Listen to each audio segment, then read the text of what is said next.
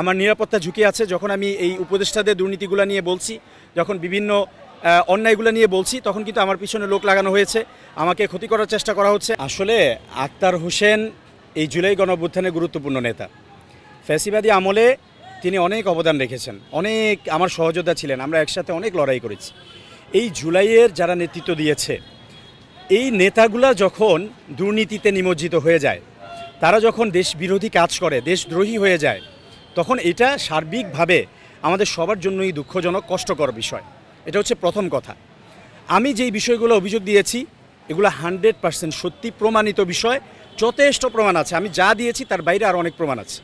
কিন্তু আমি চেয়েছিলাম যে আক্তারের মতো নেতা যাতে তার ভুল বুঝতে পারে, ক্ষমা প্রার্থনা করে। ওই শিরিন আপা যার কাছে সে 50 লক্ষ টাকা চেয়েছে পিপি বসানোর জন্য, এটা তো একটা মাত্র।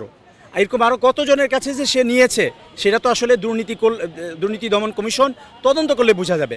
আমি চেয়েছিলাম যে সে তার ভুলটা স্বীকার করে ক্ষমা প্রার্থনা করুক, এবং বহুবার বলেছি, কিন্তু তারা জুলাইয়ের সাথে গাদ্দারির পথটাই বেছে নিয়েছে এবং দুর্নীতির পথটাই বেছে নিয়েছে, যার কারণে আমি শেষ পর্যন্ত সেটা ফাঁস করতে বাধ্য হয়েছি। এবং আক্তার হোসেনকে আমি এখনও বলি, আমি সৎ সাহস নিয়ে বলেছি এবং আমি যেটা বলেছি সেটার উপর আমি স্ট্যান্ড করছি। আমার নিরাপত্তা ঝুঁকি আছে যখন আমি এই উপদেষ্টাদের দুর্নীতিগুলো নিয়ে বলছি, যখন বিভিন্ন অন্যায়গুলো নিয়ে বলছি, তখন কিন্তু আমার পিছনে লোক লাগানো হয়েছে, আমাকে ক্ষতি করার চেষ্টা করা হচ্ছে। আমার বাসায় পর্যন্ত তারা গিয়েছে, 25-30 জন বসে থেকে চুপচাপ বসে থেকেছিল। এরকম অনেক সময় আমার উপর ককটেল হামলা হয়েছে। আমি তেজগাঁও থানায় জিডি করেছি নিরাপত্তা, নিজের জীবনের নিরাপত্তা চেয়ে।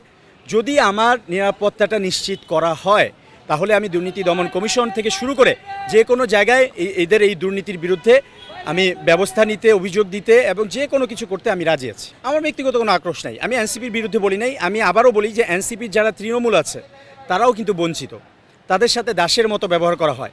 যারা সংগঠন গুছানোর জন্য গত 1 বছর ধরে তাদের রক্ত, ঘাম, শ্রম, টাকা পয়সা সব কিছু দিয়ে আজকে সংগঠনকে এত দূরে এনেছে, দেখবেন কি এই দুর্নীতিবাজরা তাদের নিজেদের মাইম্যান বসানোর জন্য তাদেরকে মাইনাস করে দিয়ে ওই টাকা খেয়ে আরেকজনকে বসিয়ে দেয়।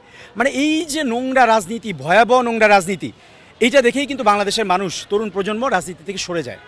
আমি মুনতাসির মাহমুদ কী করেছি, কে না চিনে?